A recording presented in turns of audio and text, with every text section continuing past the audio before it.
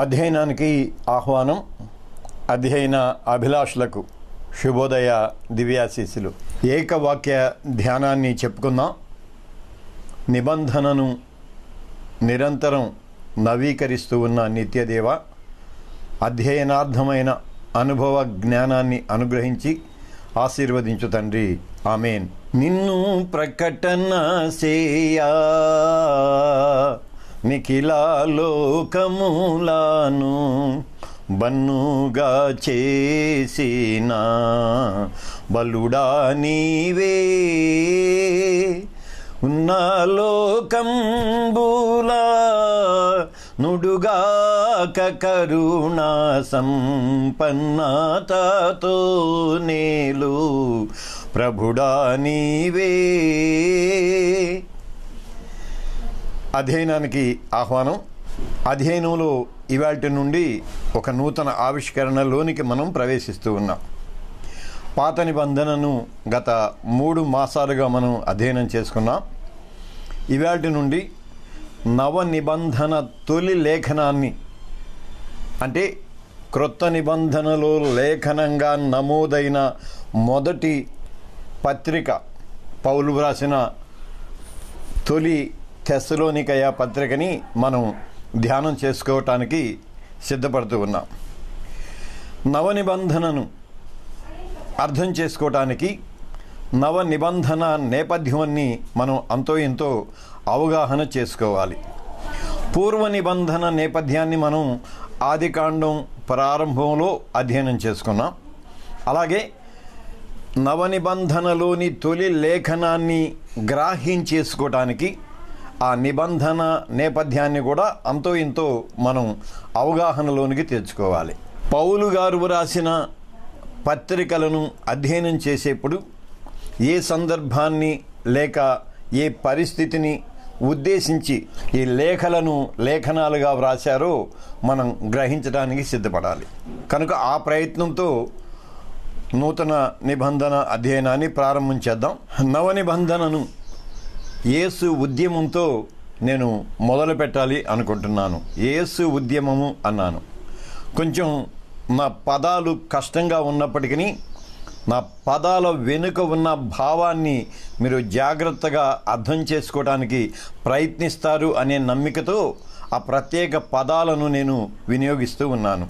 యేసు ఉద్యమంతో నవ నిబంధన ప్రారంభమవుతుంది. సో యేసు ఉద్యమాన్ని ఎలాగో మనం విశ్లేషణ చేసుకోవాలి అనంటే, చారిత్రక ఆధారాలు సరిపడినన్ని లేవు. మనకున్న ఒకే ఒక ప్రామాణిక ఆధారం లేఖనం, క్రొత్త నిబంధనలోని లేఖనం. కనుక లేఖనాలను ప్రామాణికంగా తీసుకొని ఆ తర్వాత ఎక్స్ట్రా బిబిలికల్ సోర్స్లో ఉన్న అథెంటిక్ సమాచారాన్ని మాత్రమే పరిగణలోనికి తీసుకొని నవ నిబంధనను అర్థం చేసుకోవడానికి ప్రయత్నం చేద్దాం. యేసు ఉద్యమం గలిలయ మూలాలలో నుండి ప్రారంభమైంది. ఇప్పటికి కూడా నజరేయుడైన యేసు అనే మాట వినియోగిస్తూ ఉంటాం. నజరేయుడా నా యేసయ్యా, యేసన్న గారి పాట. అంటే ప్రభువారిని ఈరోజు కూడా నజరేయుడా అనే మనం సంబోధిస్తూ ఉంటాం. అంటే నజరేయ మూలాలలో నుండి యేసు ఉద్యమ జననాన్ని మనం ఇప్పటికీ కూడా గమనిస్తూ ఉంటాం. అసలు నజరేతులోనికి ఎందుకు వీరు వెళ్ళాల్సి వచ్చింది? ఎవరు? మరియా, యోసేపు ఐగుప్తు నుండి తిరిగి వచ్చేప్పుడు ఎందుకు నజరేతులో ఉండాల్సి వచ్చింది అంటే 2 లేక 3 స్పష్టమైన కారణాలను మనం చూస్తాం. వారు బెత్లెహేము నుండి రాజైన హేరోదు యొక్క ఆ ఆజ్ఞకు భయపడి ఐగుప్తుకు పలాయనం చెందారు. ఐగుప్తులో 2 ఏళ్ళు ఉన్న తర్వాత వాళ్ళు మళ్ళీ తిరిగి బయలుదేరి వచ్చారు. బయలుదేరి వచ్చేప్పుడు యూదయ మీద గుండానే రావాలి. యూదయ మీదుగా వస్తూ హేరోదు కుమారుడు మరింత క్రూరుడైన వాడు అక్కడ పరిపాలన చేస్తూ ఉన్నాడు అని అక్కడ ఉండకుండా నజరేతుకు వచ్చారు. అంటే ఐగుప్తు నుండి బయలుదేరినప్పుడు యూదయలో స్థిర నివాసం లేక యూదయలో నిలిచి ఉండటానికి మరియా యోసేపులు ప్రణాళికను సిద్ధం చేసుకున్నారనేది అస్పష్టం. కాకుంటే అక్కడ ఉండటం క్షేమం కాదు కనుక నజరేతు మరియ స్వంత గ్రామం కాబట్టి నజరేతులో యోసేపుకు కూడా అంతో ఇంతో పట్టు ఉన్నది కాబట్టి మళ్ళీ వాటన్నింటికంటే సురక్షితమైన ప్రాంతం కనుక నజరేతుకు వాళ్ళు రావటం జరిగింది. సో నజరేతులో పెరిగిన యేసు ఆయన ముందు సంగతులు లేకపోతే పరిచర్య ప్రారంభానికి ముందు ఉన్న పరిస్థితులు మనకెవరికి తెలియదు. వాటిని గురించిన స్పష్టమైన ఆధారాలు లేవు. కానీ సువార్తలను మనం ఆధారం చేసుకుంటే నజరేతులో పెరిగిన యేసు తన ఉద్యమాన్ని కపెర్నహుము, బేత్సయిదా, కొరాజీను, కానా, కైసరయ ఈ ప్రాంతాలలో విస్తరింప చేసుకుంటూ వచ్చాడు అని అర్థమవుతుంది. ముఖ్యంగా బెత్సయిదా చాలా ప్రధానమైన ఊరది. ఆ తర్వాత కపెర్నహూము అది కూడా ఒక ప్రధానమైన పట్టణం.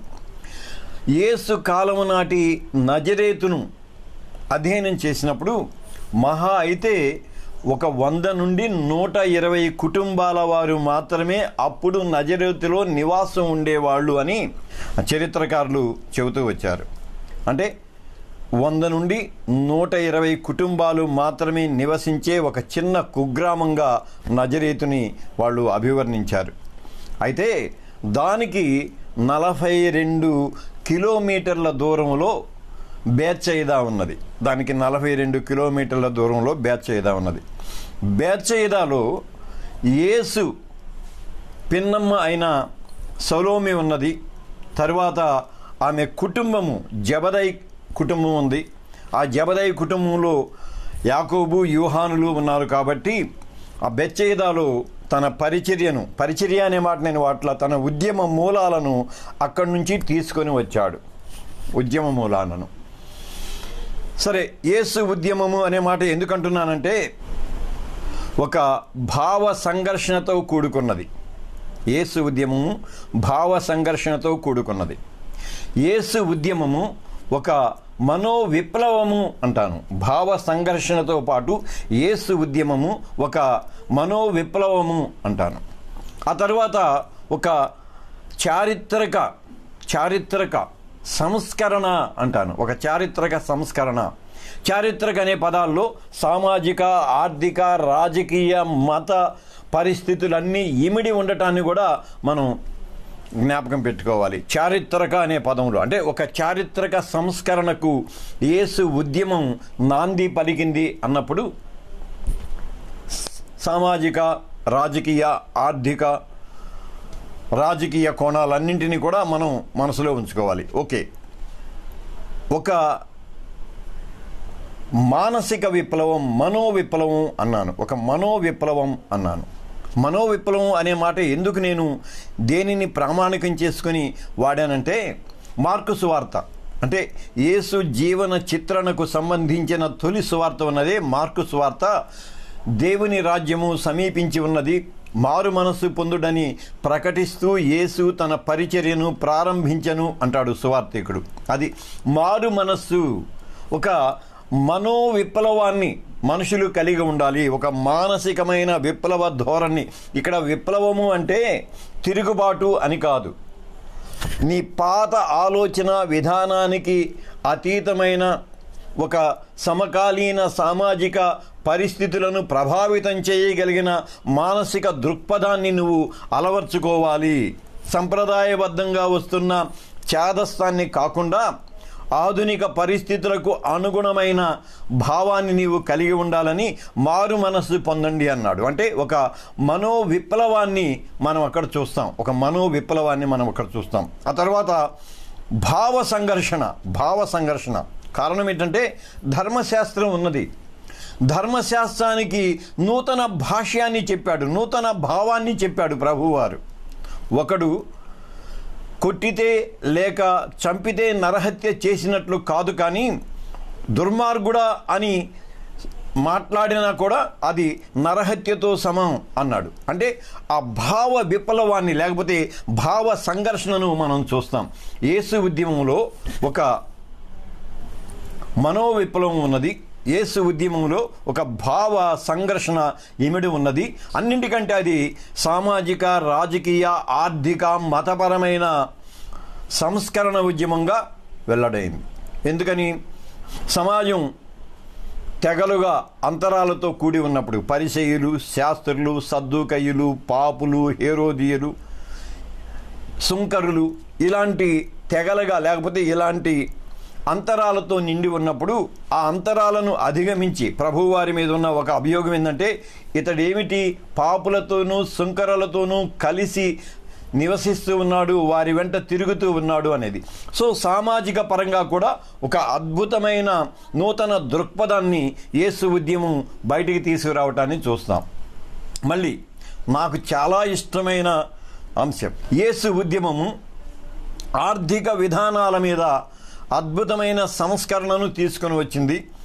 ఈ సంస్కరణ తొలి సంఘంలో అలా మొలకెత్తింది, కానీ ఆ తరువాత నిలబడలేకపోయింది, కష్టం కూడా. యేసు ఆర్థిక సంస్కరణ ఎవడు సిరికి దేవునికి దాసుడు కాలేడు అన్నాడు. ఎవడు సిరికి దేవునికి దాసుడు కాలేడు అన్నాడు. మా అనుదిన ఆహారము నేడు మాకు దయచేయము అని నేర్పించాడు. మా అనుదిన ఆహారము నేడు మాకు దయచేయము అని నేర్పించాడు. దేవునివి దేవునికి, సీజర్వి సీజర్కి అని చెప్పి మళ్ళీ ఒక నూతన భాష్యాన్ని ఆర్థిక కోణంలో నుంచి ఆయన ప్రతిపాదించటాన్ని మనం చూస్తాం.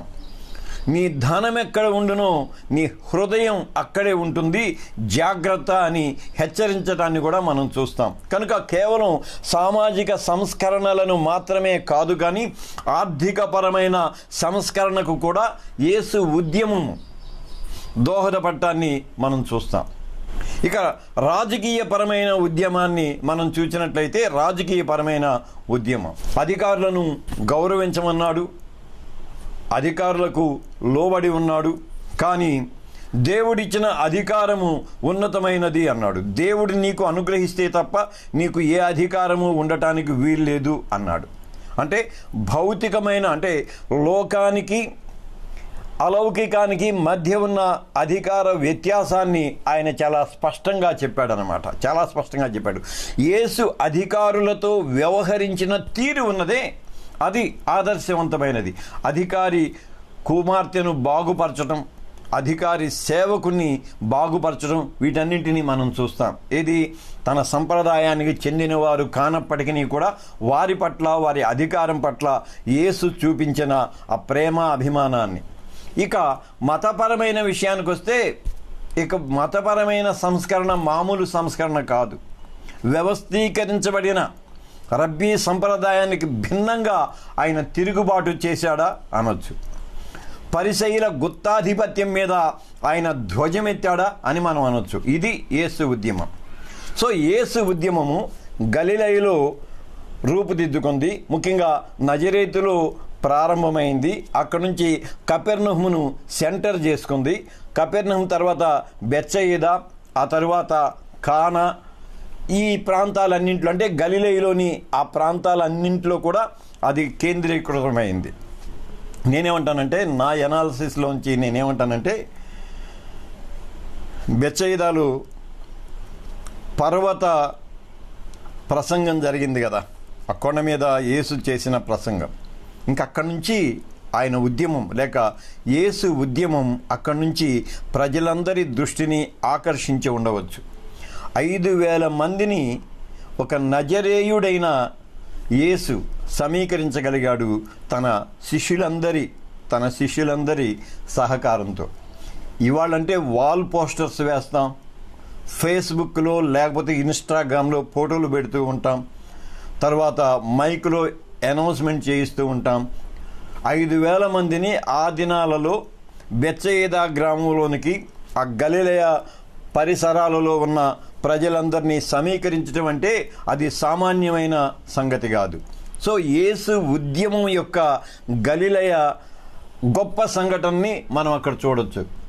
అక్కడి నుంచి ఎప్పుడైతే గలిలయలో అతని ఉద్యమం ఒక పీక్కి వచ్చిందో, ఒక ఉన్నత స్థితికి వచ్చిందో, అక్కడి నుంచి యెరూషలేము మీదకు ఆయన తన దృష్టిని సారించడాన్ని మనం చూస్తాం. యెరూషలేములో ఒక మంచి నెట్వర్క్ ఉంది ప్రభువారికి. మనం అధ్యయన కోణంలో నుంచి జాగ్రత్తగా గమనించండి. యెరూషలేములో ప్రభువారికి ఒక మంచి నెట్వర్క్ ఉంది. నెట్వర్క్ కూడా మళ్ళీ ఎక్కడుంది? ప్రధాన యాజకునితో సంబంధపడిన నెట్వర్క్. మరియ సమీప బంధువురాలైన ఎలిజబెత్ భర్త ప్రధాన యాజకుడు, మనం అక్కడ చూసాం. అంటే అలా ఉన్నాడు. ఆ తర్వాత యేసు కాలము నాటి ప్రధాన యాజకులు ఉన్నారే, యోహానుకు నెలవైన వారు. మళ్ళీ వాళ్ళ బంధువులకు ఒక మంచి మేడగది అక్కడ ఉన్నది. సో మంచి నెట్వర్క్ ఉందన్నమాట వాళ్ళకి. సో తన నెట్వర్క్ని ఆధారం చేసుకొని కపెర్నహూములో తన హెడ్ క్వార్టర్ అలాగే ఉంచి, తన ఉద్యమానికి కపెర్నహూములో హెడ్ క్వార్టర్ అలాగే ఉంచి అక్కడి నుంచి యెరూషలేము మీద తన దృష్టిని సారించాడు. అక్కడ బేతనియా గ్రామం, మరియా, మార్తా, లాజరు వీళ్ళున్నారే, దాన్ని చక్కగా స్థావరంగా చేసుకొని కొండ దిగువన ఉంటుంది కాబట్టి అక్కడి నుంచి తన ఉద్యమాన్ని ముందుకు తీసుకొని వెళ్ళాడు. సో యేసు ఉద్యమము అనే మాటే వాడాను. ఇక్కడ నేను సువార్త కానీ వాక్యం కానీ ఏం చెప్పడం లేదు, వాటి గురించి ఏం మాట్లాడట్లా. గలిలయ మూలాలు, గలిలయిన తర్వాత ఉద్యమ స్వభావం ఏంటంటే సామాజికమైన స్థితిగతులను మార్చడం, ఆర్థికమైన నూతన విధానాన్ని ప్రవేశింపచేయటం, మతపరమైన నూతన భావాలను పెంపొందింపచేయటం, ఆ తర్వాత సాంస్కృతికమైన ఒక నూతన విప్లవాన్ని ప్రజల్లో తీసుకొని రావటం. అది యెరూషలేము విస్తరణ క్రమంలో 3 ఏళ్ళు గడిచాక ఈ విప్లవం లేకపోతే యేసు ఉద్యమము ప్రధాన మత పెద్దలకు తలనొప్పిగా మారింది. ప్రధానమైన మత పెద్దలకు తలనొప్పిగా మారింది.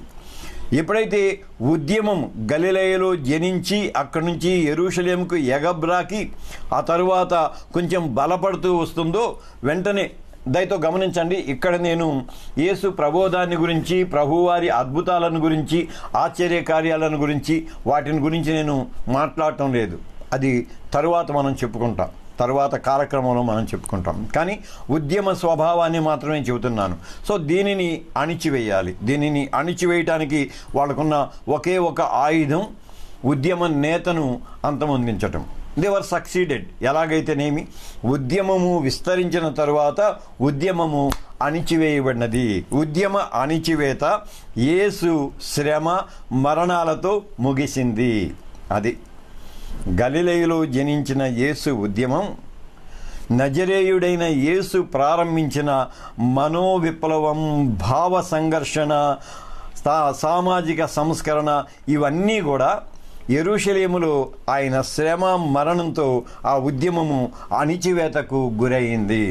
అమ్మయ్య అని ఊపిరి పీల్చుకొని ఉండవచ్చు. ఇక అక్కడి నుంచి 3 దినాల తరువాత క్రీస్తు పునరుద్ధానంతో క్రీస్తు సంఘటన ఆవిష్కృతమైనది. అది నేను అంటుంది, యేసు ఉద్యమము క్రీస్తు సంఘటన. యేసు ఉద్యమము క్రీస్తు సంఘటన. ప్రభువారు తన పనిని ప్రారంభించడం మొదలుపెట్టి ఎక్కడి నుంచి అందాం, అతను సునగోగులోనికి వెళ్ళాడు. సునగోగులోనికి వెళ్ళి తన పరిచర్యను ప్రారంభించడం మొదలుపెట్టాడు. ఒక వాక్యం తీసుకున్నాడు ఆ యెషయా గ్రంథం నుండి.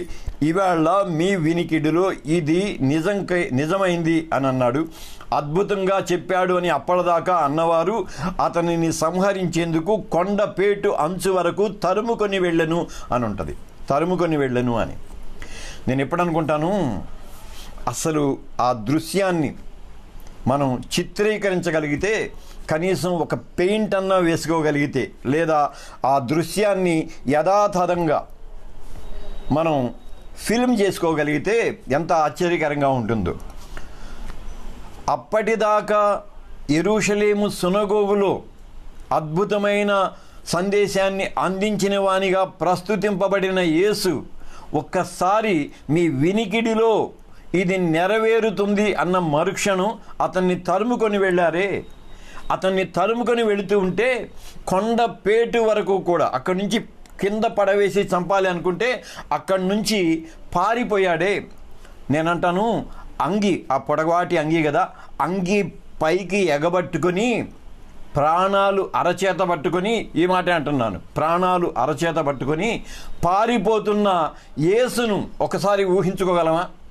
విశ్వాసానికి కష్టమే ఈ మాట వినటానికి, కానీ పారిపోతున్న యేసు, పారిపోయేను అనే మాట ఉంటుంది. పారిపోతున్న యేసుని మనం చూడగలమా? అంటే ఉద్యమ ప్రారంభం అది, యేసు ఉద్యమ ప్రారంభం అది.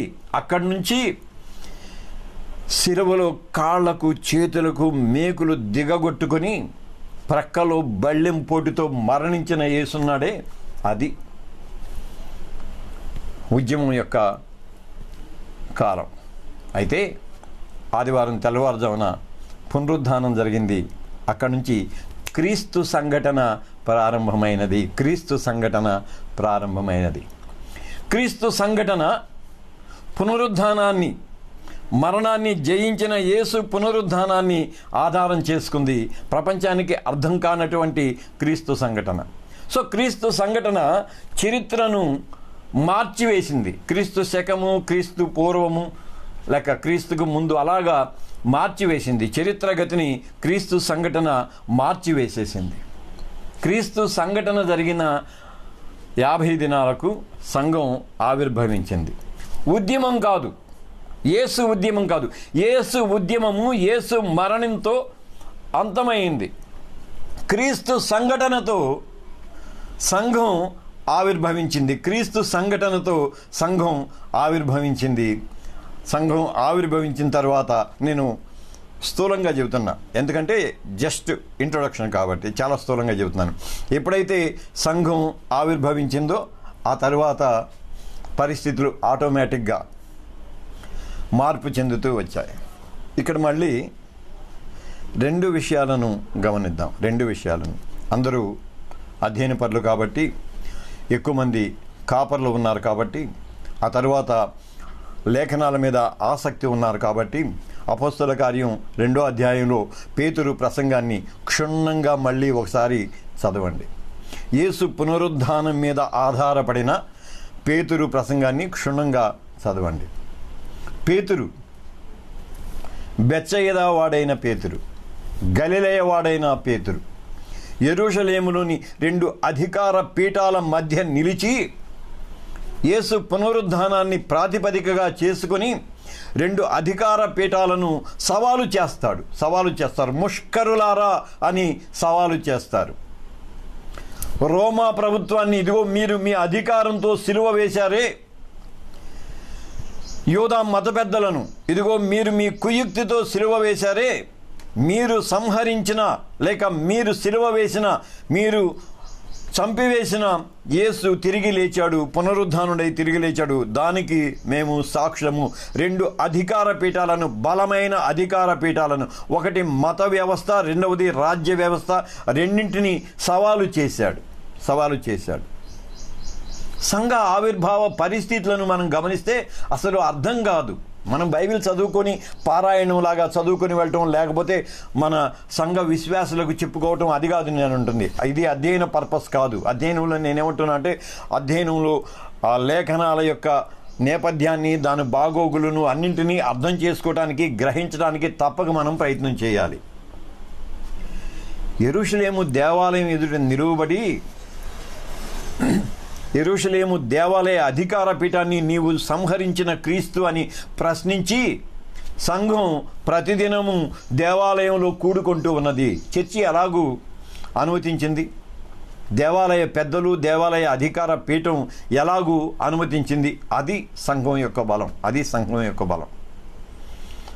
సంఘం అంత బలంగా ఉండటానికి కారణం ఏంటి? సంఘం అంటే ఏ సంఘ నాయకుని, లేకపోతే క్రీస్తు సంఘటనకు మూలమైన యేసును ఏ అధికారమైతే సిలువ వేసిందో ఆ అధికార మూలాలలోనే సంఘం ప్రతినిత్యము కూడుకోవటాన్ని మనం ఎలాగూ గ్రాహించేసుకోవాలి. ఇది అర్థం కాని పరిస్థితి. ఆనాటి రాజకీయ పరిస్థితిని మనం గమనిస్తే అర్థం కానటువంటి పరిస్థితి. సరే, మళ్ళీ వివక్ష, విస్తరణ 2 మాటలు అన్నాను. సంఘ ఆవిర్భావం తర్వాత వివక్ష, హింస, విస్తరణ. వివక్ష ఏంటి? గ్రీకు భాష మాట్లాడే విధవరాల పట్ల పంపకాల దగ్గర వివక్ష, సంఘం ఆవిర్భవించింది. యేసు ఉద్యమం యొక్క స్ఫూర్తి ఏమైందో మనకు తెలియదు. గ్రీకు భాష మాట్లాడే విధవరాల పట్ల ఏర్పడిన వివక్ష మళ్ళీ చిన్న గలిబిలిని తీసుకుని వచ్చింది. ఈసారి ఎలాగూ వాళ్ళ దగ్గర నుంచి చెదరగొట్టాలి, లేకపోతే యెరూషలేములో ఉన్న సంఘ మూలాలను ఎలాగూ చెదరగొట్టాలో మళ్ళీ ప్లాట్ వేశారు. స్టెఫన్ని హతమార్చారు. దాంతో సంఘం చెదిరిపోయి విస్తరించింది. ఇది నేపథ్యం. అంటే యేసు ఉద్యమము, క్రీస్తు సంఘటన, ఇది ఉద్యమం. సంఘ ఆవిర్భావం, వివక్ష, హింస, విస్తరణ. ఓకే, అక్కడికి అయిపోయింది. మనం నవనిబంధన తొలి లేఖనమైన తెసలోనికయ మొదటి పత్రికను అధ్యయనం చేద్దాం అనుకున్నాం. దానికి నేపథ్యం ఇది. అయితే తెస్సలోనికైలకు రాసిన తొలి పత్రిక క్రీస్తు ఉపదేశము కాదు. ఈ మాట చాలా జాగ్రత్తగా గమనించండి. సువార్తలలో చెప్పిన యేసు మాటలు మాత్రమే, లేక సువార్తలు ఉదహరించిన యేసు మాటలు మాత్రమే క్రీస్తు ఉపదేశము. క్రీస్తు ఉపదేశంలో ఉన్న మాటలను ఆధారం చేసుకుని, లేక యేసు ఉపదేశంలో ఉన్న మాటలను ఆధారం చేసుకుని క్రీస్తు సిద్ధాంతాన్ని రూపకల్పన చేశారు. సో యేసు ఉపదేశానికి, క్రీస్తు సిద్ధాంతానికి మధ్య ఉన్న వ్యత్యాసాన్ని, యేసు ప్రాథమికమైన ఉపదేశాన్ని, ఆ తరువాత కాలక్రమంలో సంఘం ఆవిర్భవించి సంఘం విస్తరించిన తరువాత క్రీస్తు సిద్ధాంతం ఏర్పడింది, దానికి మధ్య ఉన్న వ్యత్యాసాన్ని చాలా జాగ్రత్తగా గమనించాలి. 1, 2, 3, 4, 5 అధ్యాయాల్లో దాన్ని చాలా స్పష్టంగా మనం అధ్యయనం చేసుకున్నాం. అప్పుడు మళ్ళీ కన్ఫ్యూజ్ అవుతారేమోనని ముందుగానే ఇవాళ ఈ క్లాస్ చెబితే బాగుంటుంది అని అనిపించింది. ఆ తర్వాత చెప్పాను కదా, యేసు ఉపదేశము, క్రీస్తు సిద్ధాంతం. ఆ తరువాతది లేఖన ఆవశ్యకత, తొలి లేఖన ఆవశ్యకత. ఎందుకు లేఖనం అవసరమైంది? లేఖన అవసరతను మనం గమనించినట్లయితే సంఘ ఆవిర్భావం, తొలి సంఘం ఎదుర్కొన్న హింస, ఆ తరువాత విస్తరణ క్రమంలో నూతన ప్రదేశాలలోనికి, నూతన పరిస్థితులలోనికి, లేక నూతన మెంబర్షిప్ సంఘంలో చోటు చేసుకున్నది. కాబట్టి యేసు ఉపదేశాన్ని సరిగ్గా అర్థం చేసుకునే క్రమంలో వాళ్ళల్లో ఏర్పడిన అస్పష్టతను తొలగించడానికి లేఖనం అవసరమైంది. అంటే యేసు ఉపదేశ క్రమాన్ని గ్రహించటంలో ఏర్పడిన గలిబిలిని సరిచేయటానికి లేఖన ఆవశ్యకత ఏర్పడింది అని మనకు అక్కడ అర్థమవుతుందన్నమాట. రైట్, ఇక్కడికి యేసు ఉద్యమము, క్రీస్తు సంఘటన, లేఖన ఆవశ్యకత, వాటిని మాత్రమే మనం చెప్పుకుందాం ఇప్పుడు. ఎందుకంటే క్రొత్త నిబంధన లేకపోతే నవ నిబంధనను విశ్లేషించుకునే క్రమంలో ఇలాంటివి చాలా చెప్పుకుంటాం కాబట్టి కొంచెం ఉపోద్ఘాతం మాత్రమే నేను చెప్పి ఆపుతున్నాను అనమాట. ఇప్పుడు పౌలుని గురించి 2-3 మాటలు చెప్పుకుందాం. క్రీస్తు సంఘటన జరిగింది. క్రీస్తు సంఘటన ఏంటి? పునరుద్ధాన సంఘటన. శ్రమ మరణము యేసు ఉద్యమానికి సంబంధించినవి. కానీ క్రీస్తు సంఘటన పునరుద్ధానంతో మొదలవుతుంది అంటాను. క్రీస్తు సంఘటన పునరుద్ధానంతో మొదలవుతుంది. ఇక్కడ పౌలు దేవశాస్త్ర విధానం మాత్రమే క్రైస్తవ దేవశాస్త్ర విధానానికి ఏకైక ప్రామాణికత కాదు అన్నాను. మళ్ళీ చెబుతున్నాను, దీనిని జాగ్రత్తగా అధ్యయనపరులైన మీరు గ్రహించాలి. క్రైస్తవ దేవశాస్త్రం ఉన్నది కదా, క్రిస్టియన్ థియాలజీ అన్నాం. ప్రతి గురువారం నాడు మనం చెప్పుకుందాం దాని గురించి. క్రైస్తవ దేవశాస్త్ర సమగ్రత, సంపూర్ణత, ఆ విధానానికి పౌలు యొక్క దేవశాస్త్ర విధానం ఒక్కటే ప్రామాణికత కాదు. పౌలు తన అనుభవంలోంచి, తన ప్రత్యక్షతలో నుంచి రూపొందించినది పౌలు యొక్క దేవశాస్త్రం. అది సంపూర్ణ క్రైస్తవ దేవశాస్త్ర విధానానికి నిదర్శనం అని మాత్రం మనం అనటానికి వీల్లేదు. పౌలు అవగాహన మాత్రమే. అయితే క్రైస్తవ దేవశాస్త్ర పునాది ఒకటి ఉంది. క్రైస్తవ దేవశాస్త్ర పునాది. మళ్ళీ ఈ పునాది ప్రామాణికతను కూడా పౌలు గారి మాటల్లో నుంచే మనం తీసుకుంటున్నాం. ఎఫెసీ పత్రిక 4వ అధ్యాయం 5, 6, 7 వచనాలలో మనందరికీ తెలిసినవే. ఇది క్రైస్తవ దేవశాస్త్రం యొక్క పునాది, లేక ingredient of the Christian theology అని మనం చెప్పుకోవచ్చు అన్నమాట. ఏమంటాడు అక్కడ? ప్రభువు ఒక్కడే. మళ్ళీ జాగ్రత్తగా గమనించండి మాటలు. ప్రభువు ఒక్కడే, విశ్వాసము ఒక్కటే, బాప్తిస్మము ఒక్కటే. క్రైస్తవ దేవశాస్త్ర మూలము, క్రైస్తవ దేవశాస్త్ర పునాది 3 మాటలు చెబుతున్నాడు. ప్రభువు ఒక్కడే, ప్రభువు ఒక్కడే, విశ్వాసము ఒక్కటే, విశ్వాసము ఒక్కటే, బాప్తిస్మము ఒక్కటే. ఈ 3 కూడా కేవలము క్రైస్తవ మత విశ్వాసానికి సంబంధించిన మాటలు మాత్రమే. ప్రభువు అనే పదాన్ని నేర్పించడానికి, అర్థం చేసుకోవటానికి, అవగాహన కలిగించడానికి ఆది సంఘం ఎంత కష్టపడిందో మనం అధ్యయనం తర్వాత చెప్పుకుంటూ వద్దాం. ప్రభువు ఒక్కడే. సో ముందు క్రీస్తు శాస్త్రానికి లేక క్రైస్తవ దేవశాస్త్రానికి ఇంగ్రీడియంట్ని ఆ 3 మాటల్లో చెప్పి అంటాడు, అందరికీ తండ్రి అయిన దేవుడు ఒక్కడే.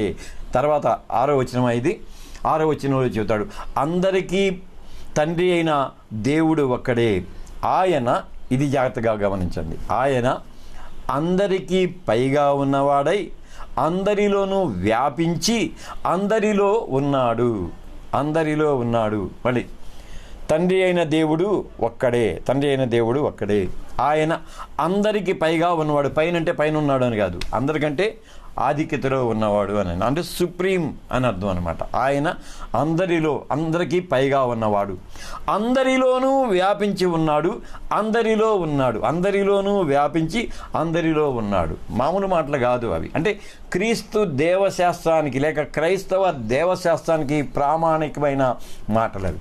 ఆ తర్వాత అంటాడు 7వ వచనంలో, ఇది చాలా ఇంపార్టెంట్, అయితే మనలో ప్రతివానికిని క్రీస్తు అనుగ్రహించు వరము యొక్క పరిమాణము చొప్పున కృప ఇవ్వబడెను. ఈ 7వ వచనాన్ని గనక మనం అర్థం చేసుకుని దాన్ని పాటించి దానికోసం మనం ప్రార్థన చేస్తే ధన్యులము. కారణం ఏంటంటే అద్భుతమైన వచనం ఇది. మనలో ప్రతివానికి క్రీస్తు అనుగ్రహించు వరము యొక్క పరిమాణము చొప్పున కృప ఇవ్వబడెను. క్రీస్తు సంఘటన తరువాత కలిగిన పరిస్థితి అంటే మనలో ఆయన వరము చొప్పున అనుగ్రహించబడిన పరిమాణము. కనుక నాది ఫైనల్ కాదు, నీది ఫైనల్ కాదు, నాది పరిపూర్ణత కాదు, నీది పరిపూర్ణత కాదు. ఆయన మనకు అనుగ్రహించిన ఆ పరిమాణం చొప్పున ఉన్నది. ఇప్పుడు క్రీస్తును మన వ్యక్తిగతమైన అనుభవజన్య విశ్వాసంలో నుంచి మనం అవగాహన చేసుకోవడానికి వీలు కలిగిద్ది అన్నమాట.